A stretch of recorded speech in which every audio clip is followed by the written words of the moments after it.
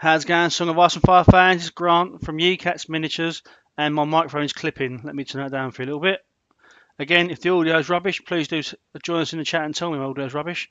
But one person that won't be joining us in the chat is James, because James will be now. How's it going, James? Hooray, I'm back. Yeah, I'm all good, thank you. How are you? Not too bad, mate. Not too bad. Yeah, I'm looking forward to Welsh GT this weekend. So, yeah, it's been a It should be good. roller coaster, mate. Roller coaster emotion.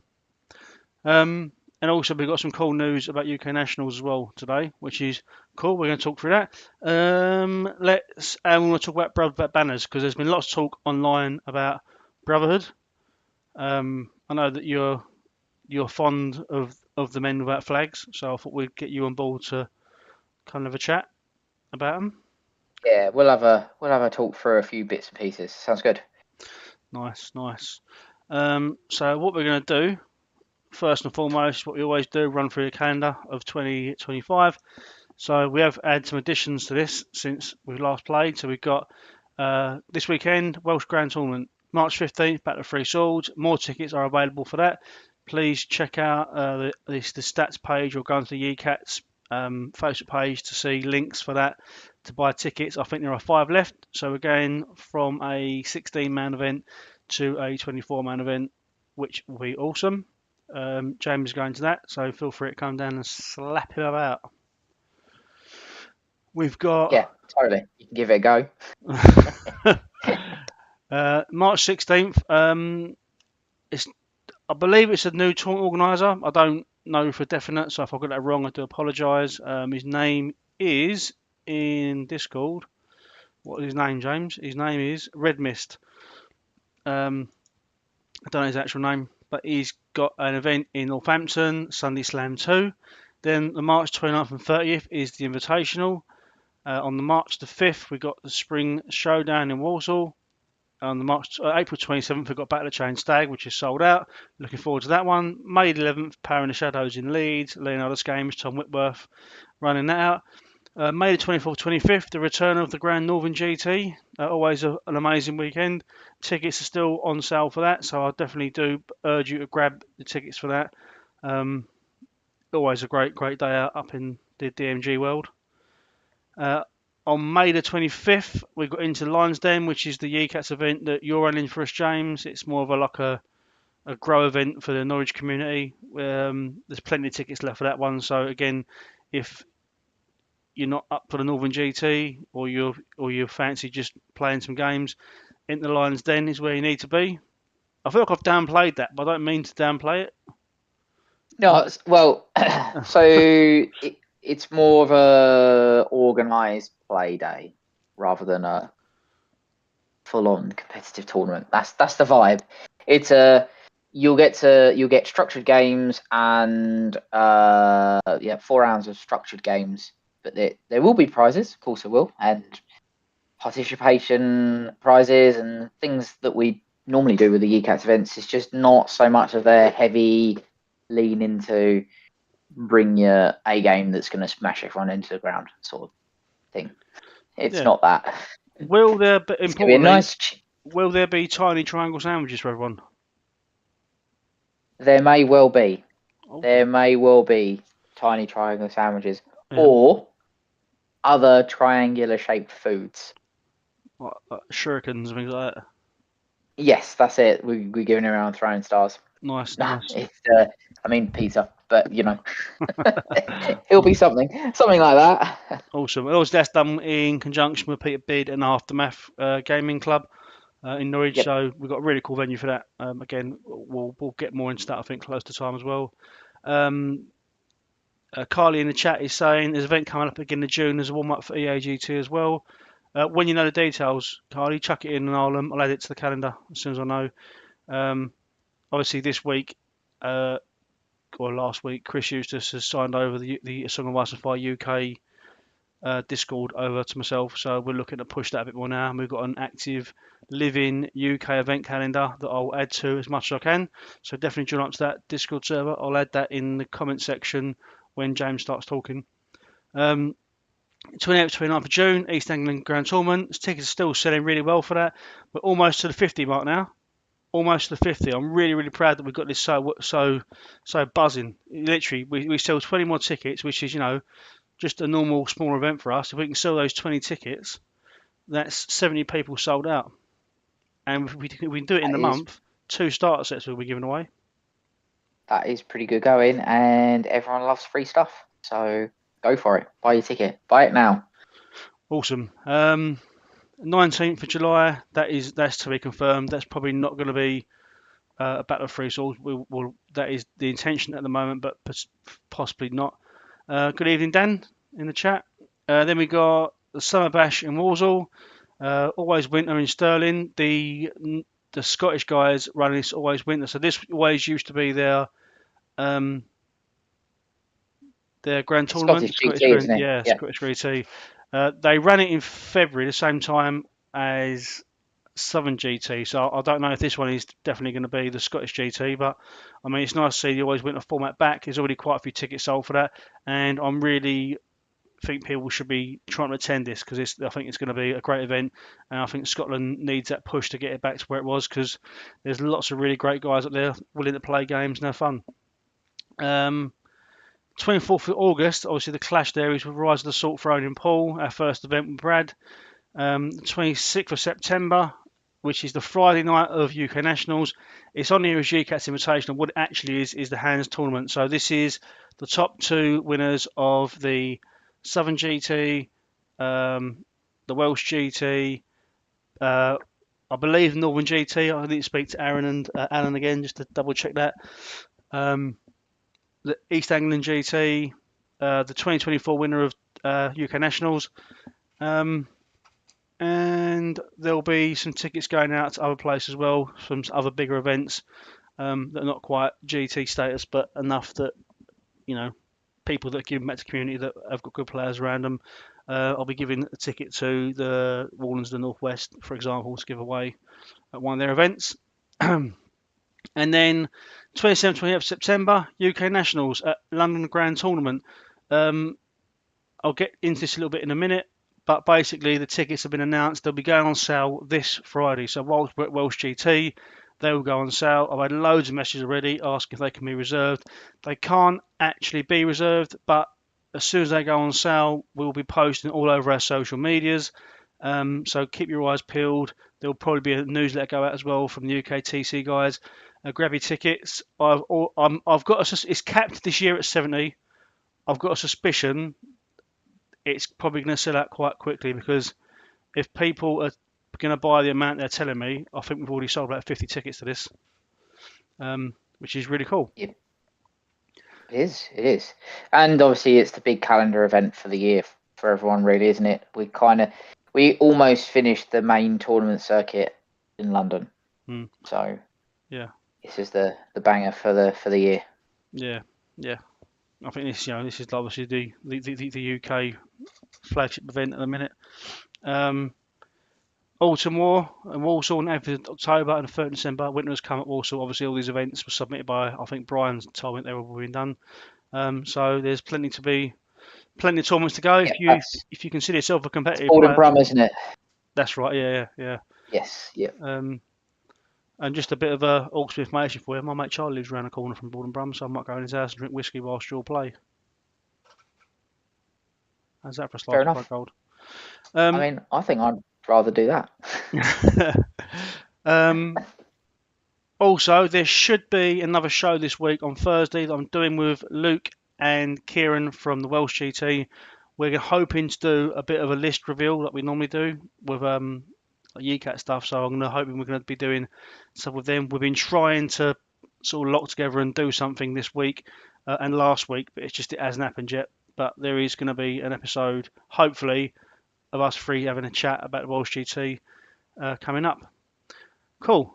Sweet. So that is the schedule of 2025. Lots to look forward to, and if you're a competitive player, there's plenty of games to get out there and play. Obviously, we mentioned it before, but I'll quickly go to again. The Hands Tournament. So obviously, from the Southern GT, we get Lucas Eden and Thomas Lenton have qualified for the event. From the Scottish GT, PC and Doug Gordon have. From UK Nationals 2024, we get Isaac Bolno and Joe McCarthy. This weekend, we'll get another 2 winners or another 2 top seedings from Welsh GT, leaving us with EAGT and potentially Northern GT to finish those 12, leaving us with 4 places to fill. Good evening, Colin. How's things? So that's Hans Tawny, the UK champion of champions. I'll try and get a list out soon. Mickey was asking in the Facebook groups if there'll be a list of tournaments that go out to qualify. Mickey, of course, attending Welsh GT, so that'll be the first opportunity to get a ticket. Then we have Interlines. Then we spoke about it very briefly, but that's where it is. Aftermath Gaming Club. EAGT tickets are on sale. We've got I think about 20-ish left. And we spoke a little bit about, I posted about this week, the attendance gift, which is this. So we are really struggling to work out what we can give away as an attendance gift because I think we're covering most bases now, and we really try not to double up on stuff that we know people already have got. So it's really difficult. If you've got any ideas, definitely do chuck them in the chat. But this is one of the ones we came up with. This is an NCU token sheet. You can't buy it. Obviously, it's not our artwork to sell, but this is what you get given as an entry gift at the EAGT. These are 10p size. I think they're 10p size, 1 inch across NCU influence markers. So whilst you're playing the game, you haven't got to worry about your cards getting away. You just put some tokens there, high enough quality that you can use them without the coin protectors, but small enough that you can get the coin protector around them and protect them even more. I've got the what's what I'm looking for, the sample sheet they sent across, and I love them. I think they're great. Obviously the 1, 2, 3, 4 marker on the side, just to if you've got an influence that can only use a certain amount of times, you've got like a little coin there. Mostly because I had space more than anything else. Yeah, NCU influence tokens, James. Would you make of that? How's that for a slice of fried gold? Well, I was lucky enough to receive one of the prototypes ages ago. So I've had a Daenerys and a Barristan Selmy one for a while, and I've been using them because they're really useful. And it then means that you don't have your influence cards just floating about. Yeah. You can literally just put the token on the unit. It's much cleaner, tidier, and then you don't risk losing your NCU card, which I nearly did at SGT. So don't do that. You lost your NCU card? Yeah. Where would you lose an NCU card? What was you trying to do with it? No, we cleared up quickly at the end of the round and it got swept underneath something. Whereas if I'd had it next to the sideboard with all my other stuff, I would have lost it. There you go. Fair enough. So, there you go. Nice. Cool. So that's that. So let's talk about Brotherhood banners. They're getting some jip at the minute because of how powerful they are and how well they're performing on the stat site. Now, I don't believe that what is on stats is completely 100% how you should take a faction, but they, from personal experience, they are very, very strong. You obviously been playing them. I played with them once or twice against Dan Toon, and he absolutely fucking destroyed me. So, I mean, we can sit here and pretend I'm shit at the game, and that is probably the case. But I definitely feel like it wasn't just an easy win for me. Brother banners, mate. Do you want to get into them? Yeah, I mean, I think the starting point is the flex unit. The flex unit is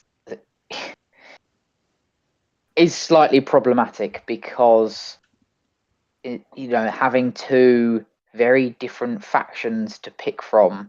You got Starks generally being super aggro, and then you've got your Baratheons for your defensive units. Kind of gives you an option to fill in the gaps for something that you want your army to do, whatever it is that you want it to do.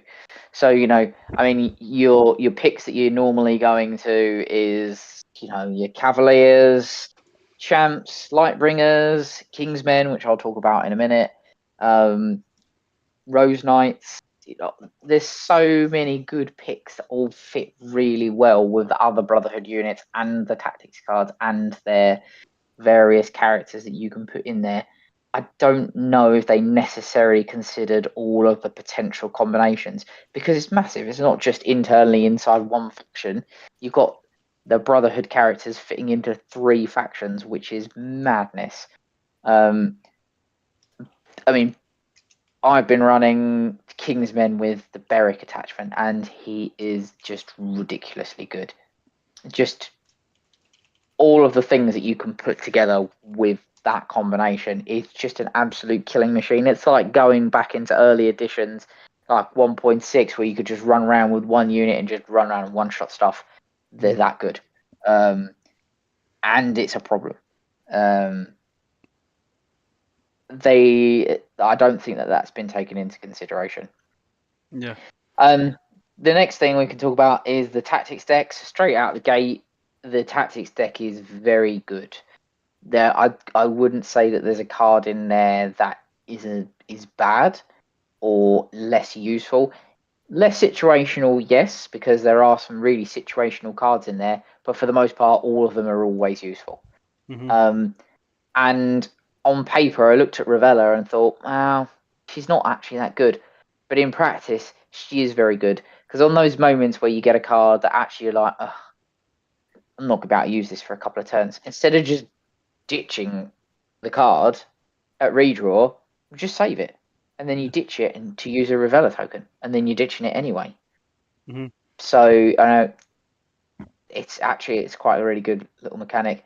The quest card, as Dan G has put in the chat, the quest card is bonkers. 2 reasons. It's very easy to achieve because you have 4-point peasants that die really easily.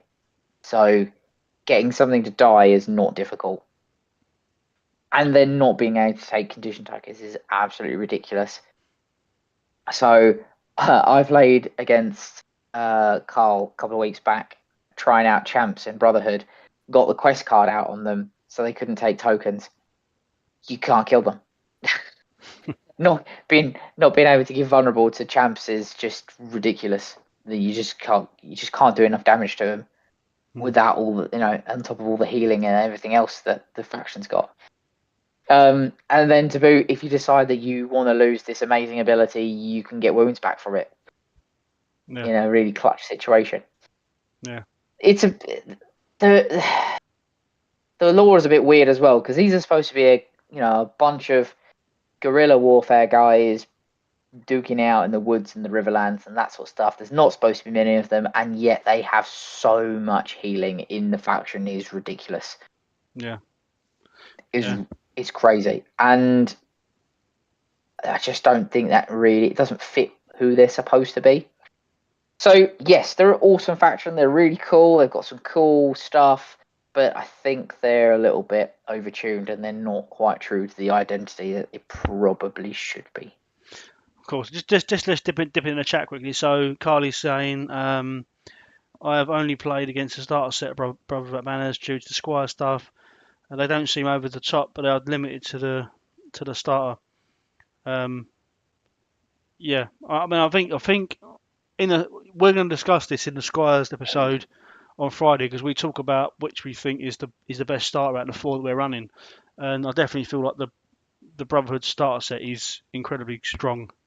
But I don't know if that's because we've not played them enough yet. Because we again, it's a discussion. I don't want to ruin the Squires episode, so check that out. That's already been recorded. We do discuss that in that. I do think they're beatable. I do think that Brotherhood is beatable.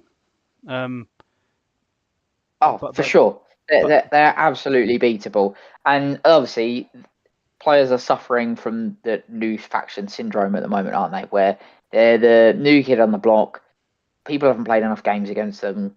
There are a lot of combinations that you can do with them at the moment because they've got access to 2 other factions. So, players are not going to see everything that's going to be coming their way, and it's just a case of just getting used to them. It's just like when Martells came out. They were way, way up there. They were really difficult to beat until we all worked out how to beat them. So and it would be the same. so that's interesting because when Martels came out, they were really really strong, and a lot of people were screaming for them to be sort of tuned down a little bit. And to this day, they have received very very few nerfs.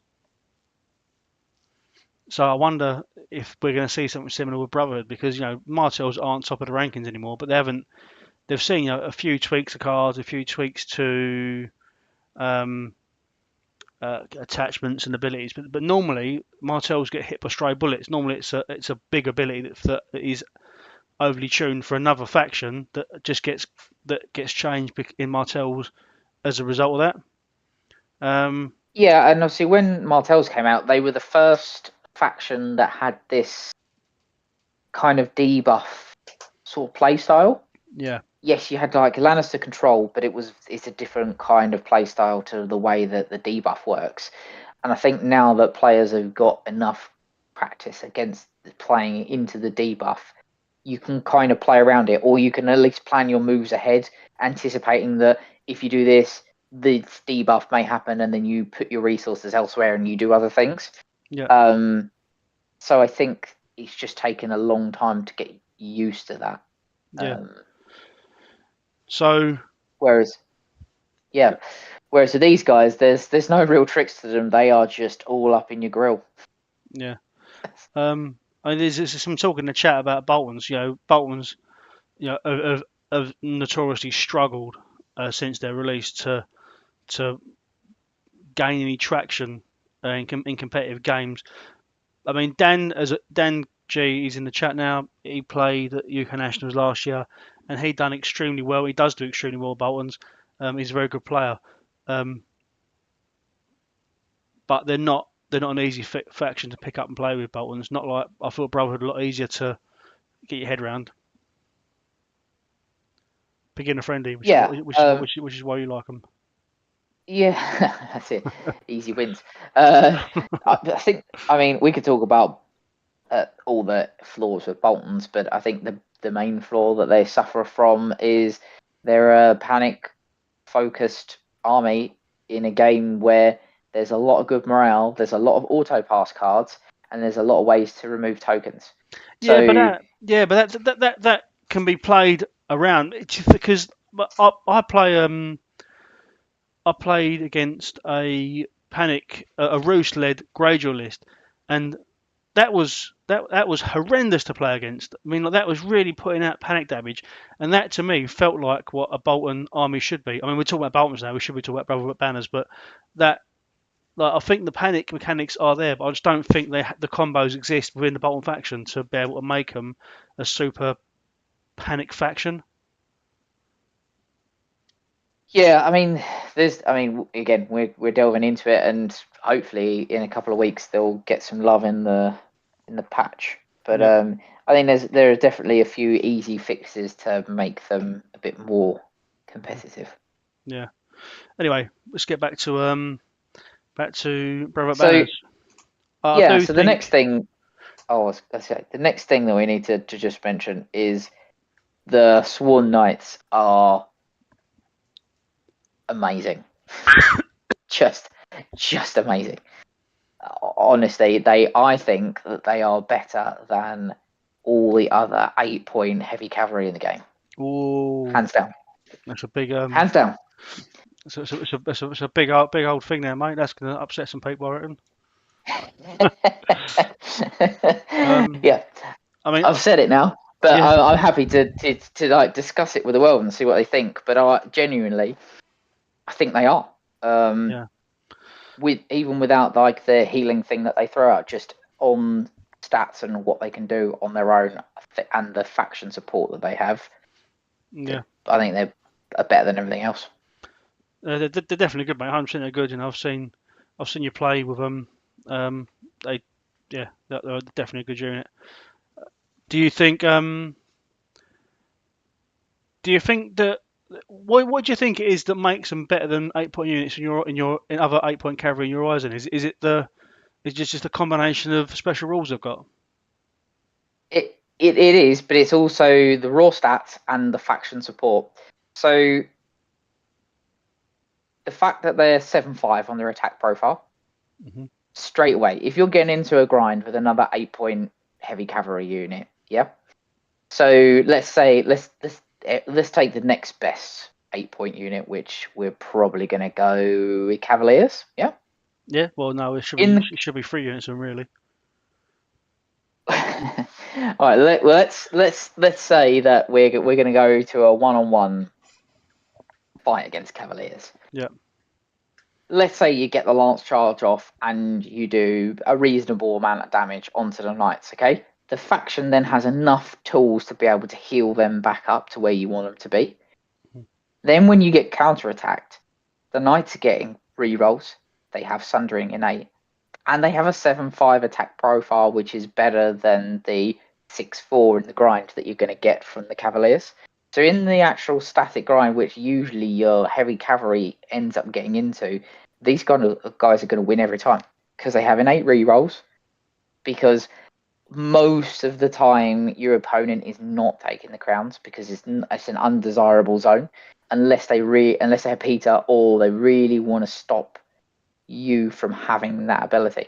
But I've played games where I've just had Sworn Knights in them and people are not bothered. They're like, have your rerolls, whatever. And okay, cool. I'll have rerolls. I want them to have rerolls because they're so much more dangerous when you've got rerolls. Mm-hmm. Plus all the healing, plus 4-point peasants with gang up. Yeah. That's the next problem because now you're throwing 8-6 dice hitting on 2s with rerolls. Yeah. You're just not missing. Yeah. And I think that's where the problem is that their actual raw stats for them are really, really good, and the faction support is there as well to make them that good. I've been running 2 units of these, and they just run around, kill everything. And then I say my main list I've been running is coupling them with the Kingsmen and Beric, and you got 2 units of knights running around, knocking off ranks, keeping the Kingsmen in the game. Yeah, it's a bit saucy. And that's it. It's a really tough nut to crack. I'm not saying it's not beatable because it absolutely is, but I think you need to. Two average players playing against each other, the Brotherhood are going to win just based on how the faction works. A really good player will be able to beat them and work around it, that kind of thing. But I think if you were to just take 2 average guys off the street, the Brotherhood guys are going to win every time. Unfortunately, just where they are at the moment. So obviously you play the Southern GT, and obviously I'm not. This isn't a tournament to dig at you're playing at the weekend, but obviously you didn't finish in the top 5. I wonder, is it what do you feel that sort of let you down there then, with the faction being so strong out the gates? I mean, the last game I played was against Pascal, and he is an exceptional player. So fucking cheater, isn't he? There's not really a lot you could do against that. And he went into the game with a plan. He knew what he was going to do, and he knew how to pick the holes in the Brotherhood weakness. Yeah. And then all my other games were all very, very close. I mean, I suffered a bit because I haven't played very much recently, and I'd only played a handful of games with these guys. But the games that I won, felt like even when I made mistakes and then made plenty of them, I was still in control. Yeah.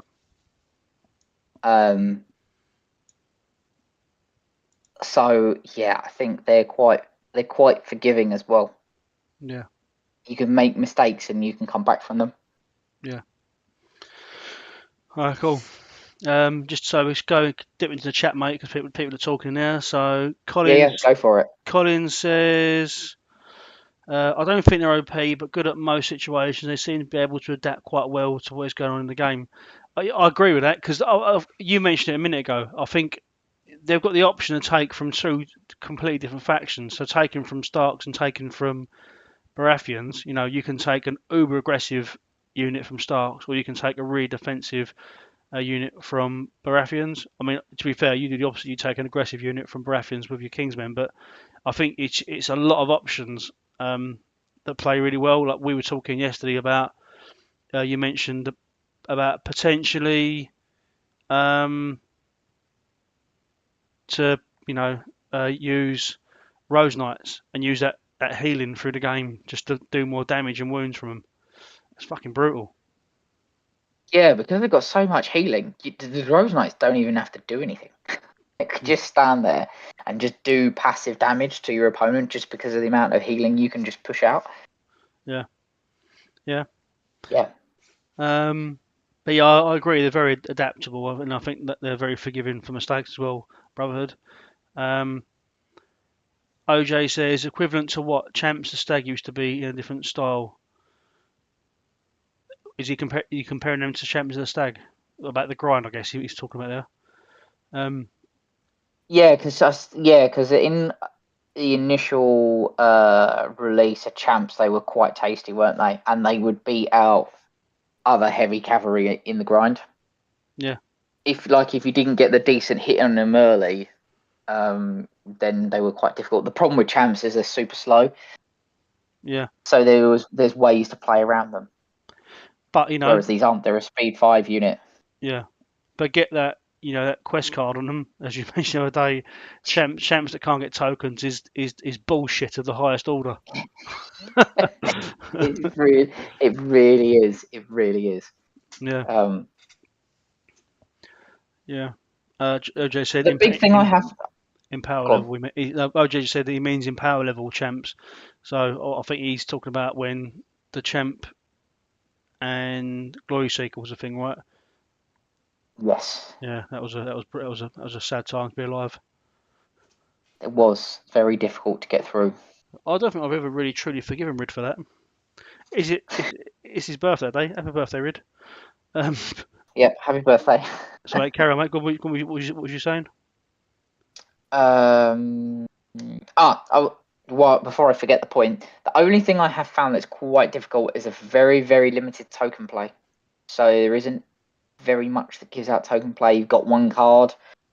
But other than that, and the ghost and the neutral NCUs that give out tokens, Yeah. there isn't a lot of other ways to get tokens. Yeah. Which means that you have to use your one flex slot to get a unit with tokens if you really want to go down that route. I think She-Bears is one of the ones I'm going to look at next. Yeah. See if that makes a difference. Nice. Yeah. Then Carly says in the chat, gang up does loads to turn another unit into a monster. Being on the receiving end of deadly men at arms attacks me too. Yeah. I think gang up's just I think gang up is a really strong rule for anyway. Obviously we see it with like freedmen in Targaryens, but they're just nowhere near as resilient as those peasants are. So those peasants are a tar pit with disrupt. Once you get locked into them, especially when you start comboing that with things like Gendry, I know it's a big points cost, but having resilience and then basically locking them down into combat, and then you can basically just stick your hardest unit into the flank, whether that's men at arms or another unit of sworn knights. That's brutal. You know what? You don't even need to be that. You just use Brothers Archers. Because they're really good as well. Yeah. Really good. Yeah, they're really good. And I could see a play where you run lots of peasants and you run a couple of units of Brotherhood Archers and you just tie everything up and just shoot into combat. Yeah. What's we got? Swiggy Rat can't wait to play Brotherhood. Swiggy's playing Brotherhood at Wales GT. Good luck, mate. I'll see you there. Carl from West Coast Bannerman, still waiting for your rainbow Boltons, mate. I need them sent across for Squires of Ice and Fire. He says he thinks it's hilarious. People think Brotherhood banners have a weakness, which is to get rid of tokens. Have you seen Boltons? They literally can't outside of bags. That is a weakness of not removing tokens. Is that what you just said, James, about tokens? You struggle. Carl's basically saying they struggle to get rid of tokens. Oh, that Brotherhood struggled to get rid of tokens. Yeah. Yes, that is true, because you've got the option in the bags, and that's kind of it, really. Yeah. But I mean, there's only a couple of other factions where that you've got that option. There aren't lots and lots of factions, though, are there, that can have a lot of token removal? Yeah, there's quite a few of these like mother ability SU, isn't there, that influence and remove a token. Well, so you've got Catelyn, Dany, Yeah. and you've got innate in the Baratheon tactics deck. Night's Watch, you've got a card that you have to take. You've got Fire Burns against the cold, right? You have to take wounds to remove the tokens. Asher Greyjoy into does it. Asher Greyjoy. Which just leaves what? Martells, Free Folk, Lannisters. So it's probably about half then, yeah? Yeah. Ish. Probably about half the factions then have got some way to remove it. But it just depends on how many tokens that your opponent is putting out. If you're only removing one token around, but your opponent's giving you 4, then it doesn't really matter, does it?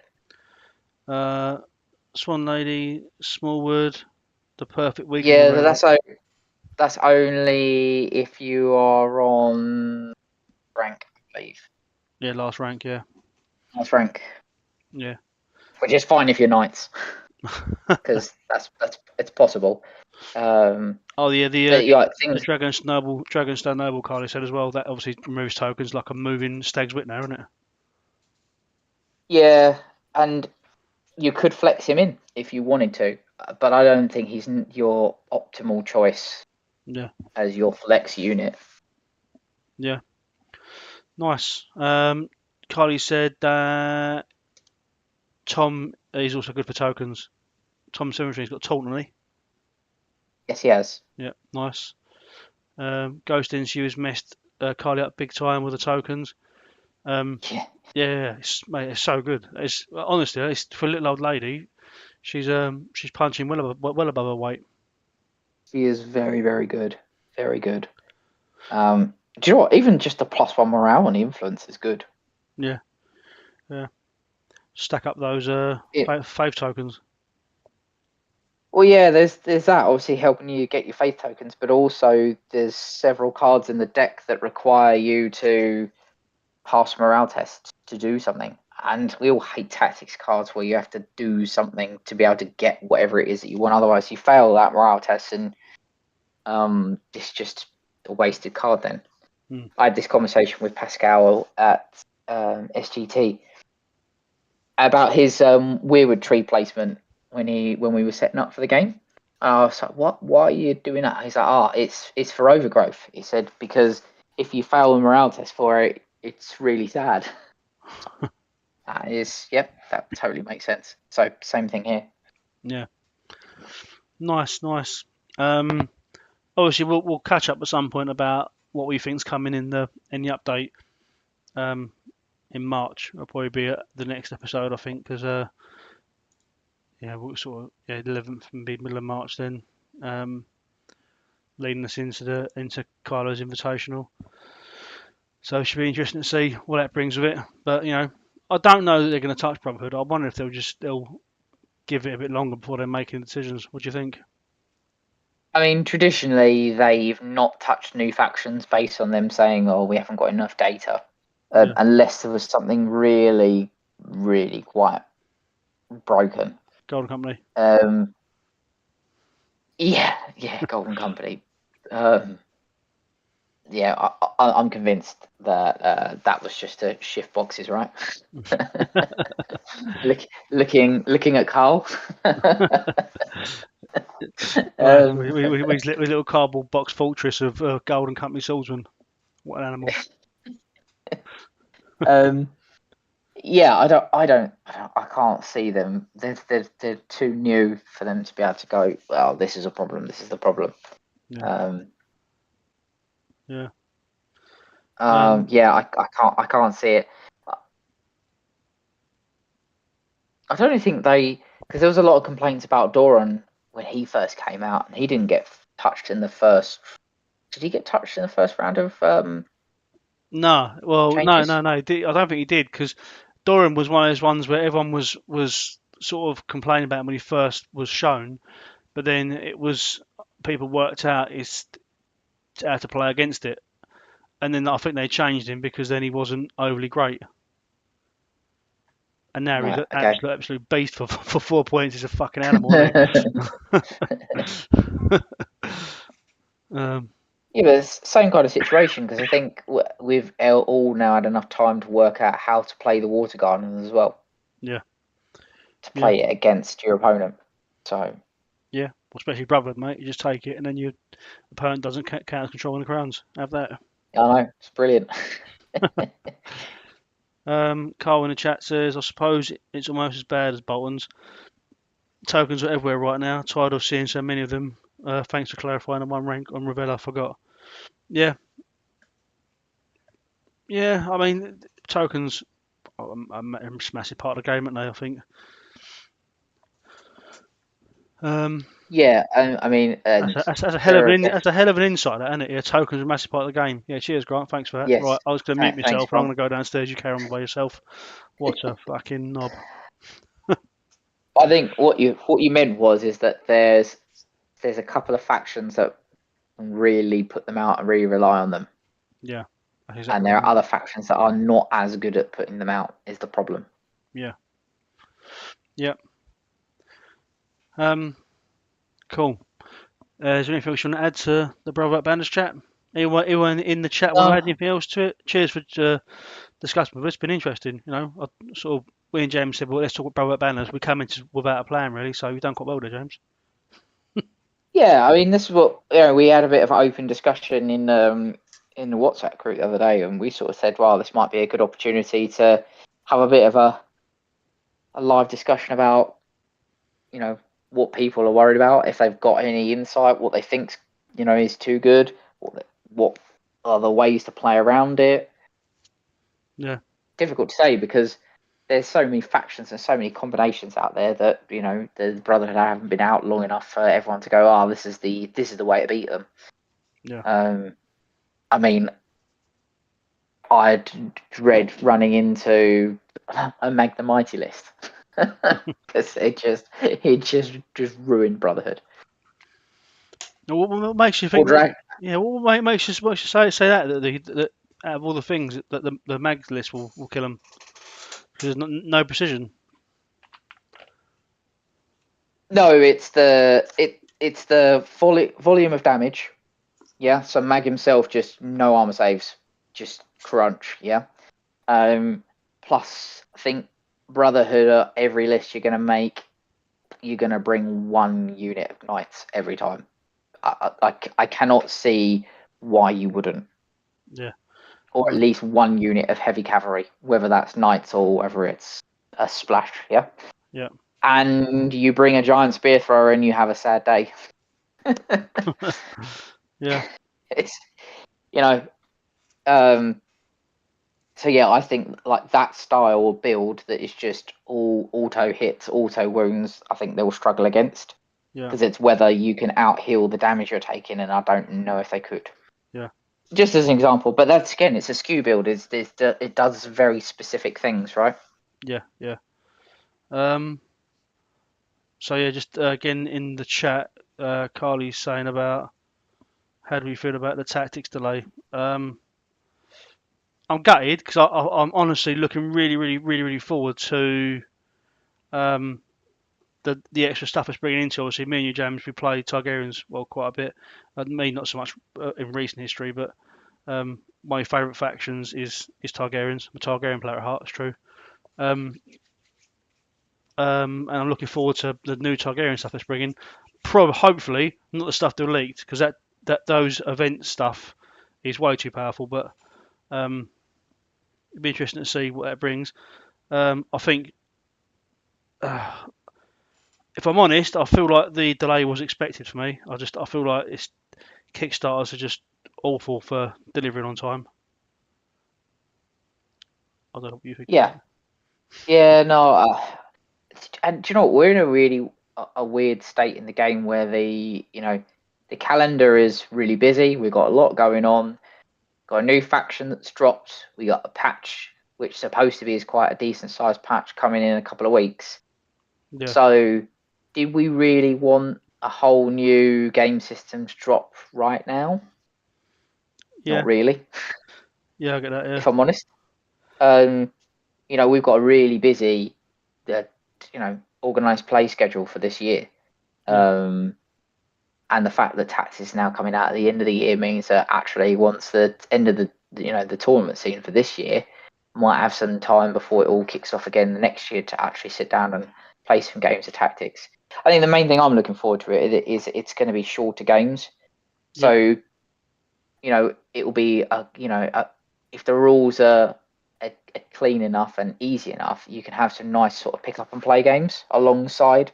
So you could bring your 40-point lists with you, and out of that, pick up a handful of models, grab your tactics stuff, and 45 minutes to an hour, and you can play a game of Tactics at the end of a event or something like that. Yeah. Yeah, I think that for me is one of the saddest things about it not coming out, because it would have been nice to do the EAGT and have games of Tactics afterwards. Obviously we're going to be arranging a social thing afterwards, so it's not the end of the world. It hasn't happened, but that would have been quite nice to sort of do that afterwards. Yeah, but then I think if it means that they get the game right, we'd rather have that it was, it's all been produced, manufactured to the best quality, and it's going to come with all the things that we want it to come with, rather than it being sort of half-assed. Yeah. Especially as because of the cross compatibility, right? Yeah. What was the reason they gave for delaying it? Was it production stuff? Yeah. So Carly probably knows more than I do, but from memory from the post, it was a quality issue. Right. I think they had some issues with some of their initial casts, and it's taken longer than expected. And the line they basically said was they want to ensure that they produce the highest quality product to go out there. That's fair enough, I suppose, isn't it? So, which is it an excuse? Maybe, but if that's what they're saying, would we rather have a decent, a decent product at the end of it? The answer is yes. And I say the fact that there's going to be so much cross compatibility with the two games, we want it to come out with all the stuff that we want. Oh, there you go. Carly said it wasn't that. Oh wow. Okay, so they've got 10 projects delayed. All right, brilliant. So obviously their queue is just there's too much going on. There you go. They're making too much stuff. Well, a victim of their own success. Yeah. Well, yeah, I suppose. Currently proofing rules. But yeah, we think we'd rather have good quality stuff than that. So yeah. Obviously gives Carly more time because she's taking part in the Squires of Ice and Fire with us, but in her own way. I'll put a link to the article in the description once we finished that Carly did. Basically doing it's a tactics themed Squires, which is really cool. Basically getting the stuff that exists ready for when Tactics is released, which is sweet. Nice. Yeah, no, but once it gets here, it'll be good. I think it'll be good. Yeah. And I think the good part is it will be a good intro in for new players to get into the tabletop game as well. Yeah. For those that prefer sort of skirmish games, they'll try a bit of tactics and go, actually, maybe I want to play the miniatures game now. I've got a load of stuff. Yeah. So. Yeah. If it's not going to cost you any more money, then why not? Yeah, exactly. Cool. Yeah,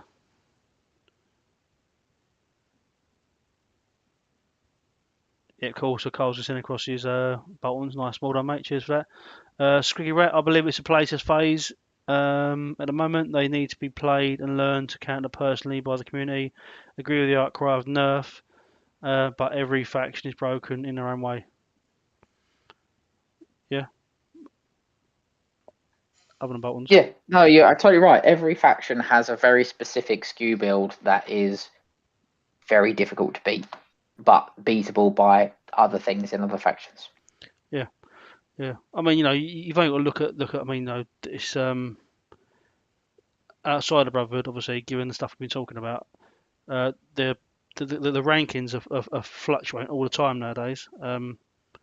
Obviously, I don't know after stats goes before Nexus comes up. We're not going to have that, but I think we can comfortably go into the next bit into the dark, knowing that it's the most balanced it's ever been. For at least a couple of weeks.